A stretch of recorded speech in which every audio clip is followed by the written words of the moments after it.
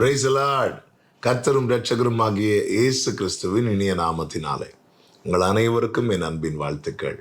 இந்த நல்ல நாள் உங்கள் ஒவ்வொருவருக்கும் ஆசீர்வாதமாக இருப்பதாக என்று மனதார வாழ்த்துகிறேன்.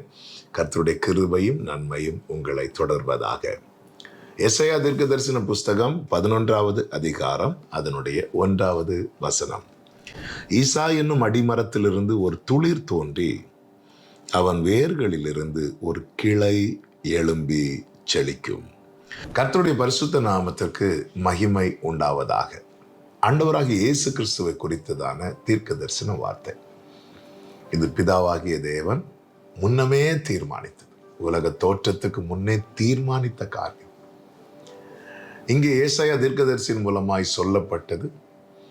இது சொல்லப்பட்டு 400-500 ஆண்டுகளுக்கு பிற்பாடு இது நிறைவேறினது.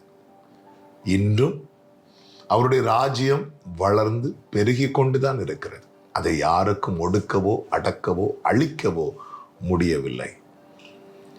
இதனுடைய ஆரம்பத்தை நீங்கள் பார்த்தீர்கள் என்றால் இங்கே சொல்லப்பட்டிருக்கிறது, ஒரு துளிர் தோன்றி அதன் பிறகு ஒரு கிளை எழும்பி செழிக்கும் என்று சொல்லப்பட்டிருக்கிறது.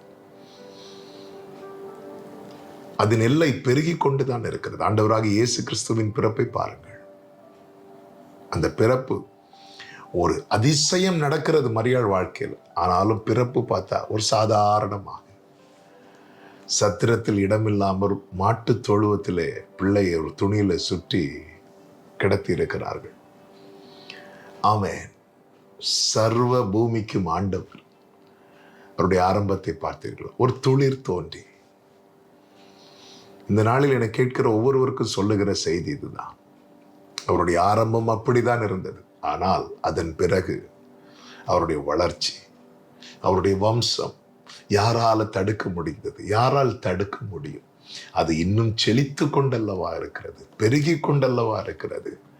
கர்த்தர் உங்களை துளிர்விட பண்ணுவார் என்றால், கர்த்தர் உங்களுக்கு ஒரு ஆரம்பத்தை கொடுப்பார் என்றால், ஒரு துவக்கத்தை கொடுப்பார் என்றால், கர்த்தர் உங்களை எழும்ப பண்ணுவார் என்றால் உங்க வாழ்க்கை செழித்தோங்கும். அதுல சந்தேகம் இல்லை. அதை யாருக்கும் தடுக்கவோ அழிக்கவோ ஒடுக்கவோ முடியாது.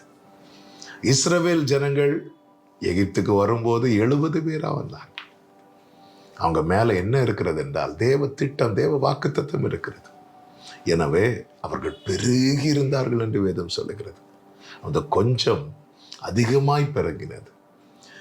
எகிப்தின் ராஜாவாகிய பார்வோன் அவர்களை எவ்வளவு ஒடுக்கினானோ அவ்வளவு பெருகினார்கள். இதுதான் தேவனுடைய வாக்குத்தத்தத்தின் விசேஷம். வார்த்தைய நிறைய பேர் ஒடுக்க பார்ப்பாங்க.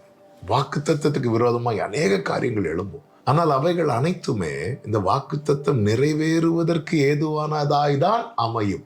இதுதான் தேவனுடைய அதிசயமான செயல். கர்த்தர் உங்க வாழ்க்கையிலும் உங்களை துளிர்விட பண்ணி செழிக்க பண்ணுவாராக. அவருடைய பலத்த கைக்குள்ளே அடங்கியிருங்கள். உங்களுக்கு தேவன் தந்த வார்த்தையை பற்றி பிடித்துக் கொள்ளுங்கள். கர்த்தர் உங்களை ஆசீர்வதிப்பார். ஜெபிக்கலாமா? எங்கள் நல்ல தகப்பனே, இரக்கமுள்ள தேவனே, நீர் துளிர்விட வைப்பீரானால் நிச்சயம் செழித்தவங்க பண்ணுவீரப்பா. அது யாருக்கும் தடுக்க முடியாது. எங்க வாழ்க்கையில உங்க சித்தம் நிறைவேறுவதாக. இயேசுவின் நாமத்தில் பிதாவே, ஆமென்.